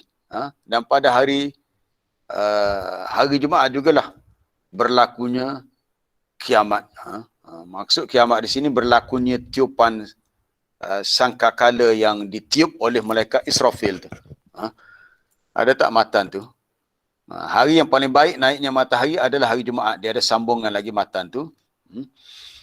Adapun untuk soalan yang kedua, mati pada hari Jumaat ada terlepas panas hukum, ini saya dah jawab dah dalam kuliah lepas. Hadis tu tidak sahih. Dah timbul dah soalan itu. Tengok dalam hadis ni, hadis riwayat Imam Muslim. Hari yang paling baik hari Jumaat. Pada hari itu diciptakan Nabi Adam. Adam dimasukkan dalam syurga hari Jumaat. Adam dikeluarkan daripada syurga hari Jumaat. Wala taqumus saah illa fi yaumil Jumaah. Nabi kata tidaklah berlaku kiamat kecuali pada hari Jumaat. Maknanya hari Jumaat memang confirm berlaku. Hari kiamat memang confirm berlaku pada hari Jumaat. Hadis sahih riwayat Imam Muslim daripada Abu Hurairah. Adapun hadis tentang mati hari Jumaat terlepas daripada azab kubur, itu hadis itu tidak sahih dan tidak kuat periwayatannya. Wallahu a'lam. Ada soalan lain? Okey, terima kasih Ustaz. Ya, sama-sama. Assalamualaikum Ustaz. Ya, salam. Ummi apa ni? Umi saya daripada Puan Asma daripada Pulau Pinang. Daripada Penang. Ya, silakan Puan. Saya nak mohon pencerahan Ustaz berkaitan dengan selawat tafrijiyah dan solat syifa. Adakah daripada sumber yang dalil yang sahih? Sebab ada orang duk amalkan kan. Contoh Allah musalli salatan kamilatan sallim salam. Ya, tahu. Solat syifa ke selawat syifa? selawat syifa. Selawat syifa. Bukan solat, selawat. Selawat. Jadi setakat kajian saya pun dah banyak kali timur soalan macam ni. Kedua-dua selawat tadi tak ada dalam mana-mana riwayat. Selawat tafrijiyah. Bahkan ikut berdasarkan kajian yang saya pernah jumpai, dia adalah suatu selawat yang direka dalam tarikat Tijaniyah. Satu tarikat yang banyak kalau di negara Afrika, khususnya di Sudan dan beberapa wilayah lain. Selawat tu berbunyi, Allahumma salli wa sallim salatan kamilatan. Apa dia? Tanhallu bihil aqad wa tanfarju bihil qurab wa tuqda bihil hawaij. Tak ada dalam mana-mana riwayat. Cuma dari segi takwilannya, ada pihak mengatakan tak boleh berselawat gini sebab kita meminta turun hujan, minta dilimpahkan hajat dengan Nabi. Dia kata ini salah sebab kita kena minta dengan Allah, bukan minta dengan Nabi. Ada pendapat lain kata bihi di situ hanyalah bi menyatakan sebab, jadi banyak takwilan. Bagi saya jalan paling selamat kita memadai dengan lafaz-lafaz selawat yang Nabi ajar. Dah ada banyak dah. Dalam kitab Riyadhus Salihin boleh rujuk. Itu dah cukup. Yang pentingnya kita berselawat dengan apa yang Nabi ajar, dah cukup dah. Nabi tak suruh untuk kita mereka cipta selawat yang lain. Selawat ni doa, sebenarnya doa boleh, tak ada masalah. Sahabat Nabi pun ada buat contoh-contoh lafaz doa selawat. Tapi yang paling baik adalah selawat Ibrahimiyah. Daripada riwayat apa dia? Ka'ab bin Ujrah. Selawat yang paling baik riwayat Ka'ab bin Ujrah dalam riwayat saya yang kita baca dalam solat. Selawat Ibrahimiyah. Allahumma salli ala Muhammad wa ala ali Muhammad kama sallaita ala Ibrahim wa ala ali Ibrahim. Begitu dengan selawat syifa. Selawat syifa dia biasa digunakan untuk mengubat penyakit ya. Siap dengan lagu, tak silap kumpulan apa ya, kumpulan Hijaz ke apa. Allahumma salli wa sallim ala macam mana dah? Tibbil qulubi wa dawaiha wa afiatil ajsadi wa shifaiha. Bukan main sedap lagu, tapi tak ada dalam mana-mana kitab riwayat. Itu adalah selawat yang direka-reka. Jadi terpulanglah bagi orang yang nak amalkan, kita kata silakan. Tapi kita mengatakan untuk beramal dengan selawat yang Nabi ajar dah mencukupi. Sebab apa? Sebab apa saya kata mencukupi? Selawat syifa ni tak ada dalam mana-mana kitab sunan, kitab hadis tak ada. What's up, Smashbox here? Wanna own that flip phone? Abdullah bin Mas'ud mengatakan, kita tengok hadis ni. Abdullah bin Mas'ud mengatakan, tak apa, kita tengok hadis ni, tak apa, tu boleh tengok lain kali video tu. Abdullah bin Mas'ud mengatakan, al-iktisadu bis sunnah. Ini kata sahabat Nabi lah. Kita ni kalau kita tak nak contohi sahabat Nabi tak tahulah. Al-iktisadu bis sunnah khairun min al-ijtihadi fil bid'ah. Kita memadai dengan apa yang sabit dalam sunnah lebih baik. Kata sahabat Nabi Abdullah bin Mas'ud. Maknanya kalau Nabi dah ajar begini lafaz-lafaz selawat, dah cukup dah. Sebenarnya dah cukup dah. Dia selawat ni dia antara lafaz zikir yang paling banyak direka cipta dilakukan oleh pengamal tarikat. Maaf saya kata itu hakikatnya. Sebab tu sangat berlaku percanggahan antara pengamal tarikat dengan ulama-ulama hadis. Sebab ulama hadis dia ada disiplin, dia nak ada periwayatan yang jelas bahawa benda ni datang daripada Nabi, daripada sahabat sekalian. Kata Abdullah bin Mas'ud, iktisad fi sunnah. Kita bersikap memadai mencukupi dengan apa yang sabit dalam sunnah Nabi itu khairun, jauh lebih baik daripada kita ijtihad. Ijtihad ni bersungguh-sungguh, bersusah payah dalam perkara yang bid'ah yang asalnya tak ada dalam sunnah. Itu kata Abdullah bin Mas'ud. Kalau tak setuju, itu bukan saya kata, itu Abdullah bin Mas'ud yang kata. Dia ni sahabat yang paling alim tentang Quran. Selain daripada Ibnu Abbas, Abdullah bin Mas'ud ni di antara sahabat yang paling alim tentang ilmu Quran. Maka dia beritahu satu tip kepada kita, dalam apa sahaja amalan agama, mencukupi dengan sunnah lebih baik daripada kita bersusah payah buat apa yang tak ada dalam sunnah. Bukan selawat sahajalah, termasuk puasa. Ada seorang tanya saya, dia kata dia puasa 3 bulan berturut-turut daripada 1 Rejab sampai akhir Ramadan. Kita kata bukan yang terbaik. Yang terbaik kalau nak puasa Rejab, puasalah beberapa hari yang kita puasa, ada beberapa hari kita tak puasa. Syaban pun sama juga. Kalau puasa terus-menerus, tak ada contohnya daripada Nabi dan bukan cara yang terbaik. Walaupun kita menganggapnya baik, itu hanya pandangan kita, baik dan buruk, Allah Ta'ala yang tentukan. Wallahu a'lam. Baik. Assalamualaikum Ustaz. Salam, dari mana tu? Daripada Kota Baru, Ustaz. Kota Baru je, Puan Nismi je. Ya, saya nak tanya ni Ustaz. Depan saya ni ada buku Amalan Surah-Surah Pilihan, Fadilat dan Khasiatnya. Penyelenggaranya Haji Johari Haji Alias. Cumanya pada ni kita adalah antara tu dia bagilah hadis-hadis. Tak tahulah hadis tu sahih ke apa. Cumanya yang amalan yang biasa yang kita buat, surah-surah yang menjadi amalan seperti Fadilat dan surah Al-Kahfi, surah As-Sajadah, surah Yasin, surah Al-Dukhan, Al-Waqi'ah, Al-Hajj, Al-Mulk. Jadi saya nak tanya Ustaz, kita baca surah-surah ni, dalam ni lah dia cakap, maksudnya kita kena baca setiap malam. Jadi saya nak tanya lah pandangan Ustaz, macam mana? Sebab dia ada sandarkan dengan hadis-hadis lah. Ada yang kata Baik, dalam buku tu penulis tu ada sebut dia punya takhrij. Takhrij ni maknanya sumber asal hadis tu. Ada dia punya footnote, nota kaki bawah tu. Betul, hadis tu ada riwayat, tapi riwayat tu diambil daripada mana dan dia kena tahu dia punya status hadis tu sahih ke, hasan ke, dhaif ke. Itu disiplinnya begitu, disiplin ilmu begitu. Dia ada sebut tak? Dia ada royak kat situ. Dia ada royak Ustaz, banyaklah dia ada royak. Jadi salah satunya maksudnya benda ni boleh diamalkan setiap malam. Maksudnya setiap malam itu dari segi matan dia. Maksud saya bukan matan dia, Puan. Maksud saya dari segi sanad hadis tu dia ada tulis bawah tu. Sanad ni sahih atau hadis ni hasan, hadis ni lemah, kemudian ada sokongan. Ada disebut gitu. Tak ada. Dia tulis aja Ibn Katsir. Dia cakap macam tu je. Tak ada dia bagi. Pandangan Ustaz. Terima kasih pada Puan Nismi. Terima kasih. Perbincangan ulama tentang hadis-hadis fadilat surah ni dah banyak dah ulama bincang. Cuma ustaz-ustaz kita ni mungkin dia tak mendalami tentang ilmu periwayatan hadis dari kalangan muhaddisin, mungkin dia orang tak tahu. Antaranya disebut oleh Ibn Al-Qayyim dalam kitab Al-Manar Al-Munif. Al-Manar Al-Munif pun saya dah sebut beberapa hari lepas dalam tajuk tentang jin gitu, surah jin. Ada Al-Manar, dalam kitab Al-Manar Al-Munif ada disebut oleh Ibn Al-Qayyim, dia kata bukan semua surah-surah yang dalam Quran tu yang sahih riwayat tentang fadilatnya. Dia banyak riwayat yang tidak sahih. Yang sahih ni saya nak sebut, yang disebut Ibn Al-Qayyim. Hadis yang sahih tentang fadilat surah pertama, surah Baqarah, surah Ali Imran. Satu, kalau sempat tulislah. Itu dalam kitab Al-Manar Al-Munif Bainas Sahih fi Sahih wal Dhaif.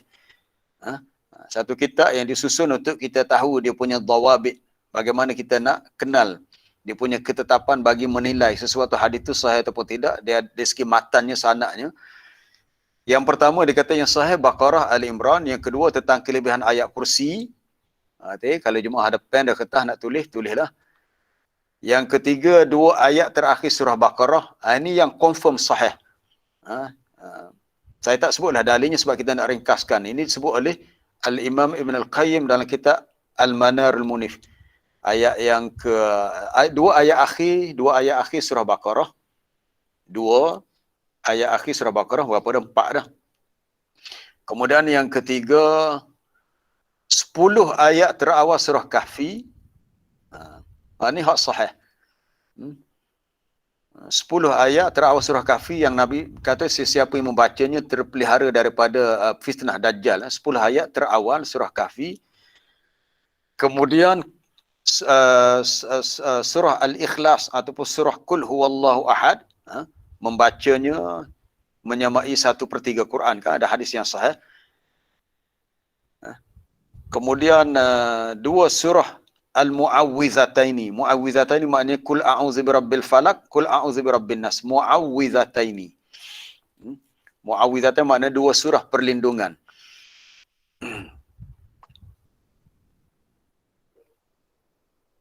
Kemudian itu sahaja yang disenaraikan oleh dia, tak ada dah. Kemudian hadis-hadis yang lain tu dia tidak berapa kuat sangat kesahihan, mungkin jatuh kepada hadis yang hasan. Termasuk hadis yang tidak berapa kuat, termasuk hadis yang menyatakan kelebihan surah Tabarakallazi biyadihil mulk, surah Al-Mulk tu boleh menyelamatkan daripada azab kubur. Hak tu berada di bawah kedudukan yang rendah sikit daripada sahih.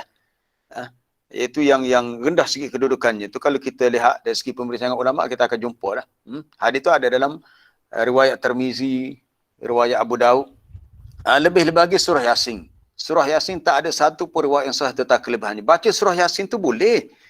Ini yang timbul salah faham semalam tu. Saya tak kata tak boleh baca surah Al-Kautsar, boleh. Tapi kita tak boleh nak menetapkan kelebihan fadilah tanpa ada dalil yang sahih. Itu kaedah ilmu begitu. Dan kita tak boleh nak menetapkan kaifiat cara baca, nak baca 100 kali, 50 kali, kecuali ada dalil yang Nabi sebut baca macam tu. Sebab itu kaedah yang ulama sebut, bukan saya sebut. Tapi bila yang tak faham kaedah ulama, kita pula dituduh macam-macam. Masalah sungguh. Orang kata sakit tak payah sungguh. Botak kepala. Sebab apa? Sebab masuk dalam perbincangan yang mereka tak faham disiplin tu. Kemudian baca surah Yasin. Semua surah Yasin dia sampai kepada perawi dia itu Ma'qil bin Yasar. Ada dalam Sunan Abu Daud, ada dalam Musnad Imam Ahmad. Semua periwayatan oleh Ma'qil bin Yasar tentang kelebihan Yasin adalah sangat-sangat lemah. Bukan bermakna tak boleh amal surah Yasin. Boleh nak amal. Tapi kita tak boleh beriktikad bila kita baca kita dapat kelebihan fadilat sekian-sekian. Itu yang tak boleh. Nak amalkan boleh. Termasuklah kelebihan surah Al-Waqi'ah. Saya kecil-kecil lagi, keluarga saya dah paksa hafal surah Waqi'ah. Dengan alasan dia kata baca surah Waqi'ah ni murah rezeki. Tapi kita dah belajar rupanya dalil yang menyatakan kelebihan surah Waqi'ah murah rezeki adalah dalil yang sangat lemah. Nak baca boleh, jangan kita beriktikad garanti baca surah Waqi'ah jadi kaya murah rezeki. Tak semestinya. Sebab periwayatan hadis tu lemah. Kaedah ilmunya begitu. Ada yang salah faham. Kalau gitu ustaz tak boleh amal. Tak ke surah Waqi'ah tak boleh amal. Bukan kata tak boleh amal, boleh. Tapi kita melihat dari sudut dua perkara, menetapkan fadilat dan kaifiat, ya kaedahnya kena ada dalil. Kaedah ilmu. Ini satu kaedah yang baku, yang memang tetap begitu. Payahlah sebab masalah kadang-kadang setengah ustaz-ustaz kita ni dia punya tak ada usaha untuk dia menambahkan kefahaman dalam ilmu. Jadi bila dia nak berbicara tentang ilmu, dia dah lari daripada landasan dia. Sepatutnya dia kena bertanya, bukannya nak tuduh orang lain dengan tuduhan yang tidak baik. Itu yang saya dapat nyatakan. Dia sebahagian surah-surah yang sahih. Ini saya petik daripada Al-Manar Munif. Kalau rajin gilah kedai buku, carilah. Cari dalam Shopee lah. Al-Manar Munif Ibn Qayyim ada. Tu dah ada kitab tu. Ini yang bahasa Arabnya. Kena cari yang bahasa Melayu lah. Bagi yang tak faham bahasa Arab. Wallahualam, kita beri setakat tu masa kita pun dah lewat dah 85 minit. Terima kasih kepada semua. InsyaAllah kita sambung lain kali. Semoga Allah Ta'ala memberkati kita semua dan mengampunkan dosa kita. Semoga kita sentiasa dirahmati olehnya. Wallahualam. Subhanakallah bihamdika asyhadu an la ilaha illa anta astaghfiruka wa atubu ilaik. Wa sallallahu wasallama ala nabiyyina Muhammad wa ala alihi wa sahbihi ajma'in. Assalamualaikum warahmatullahi wabarakatuh. Waalaikumsalam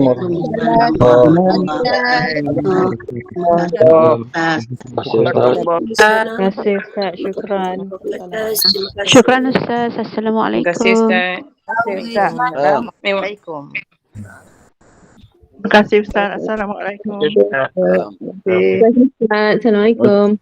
Assalamualaikum. Assalamualaikum.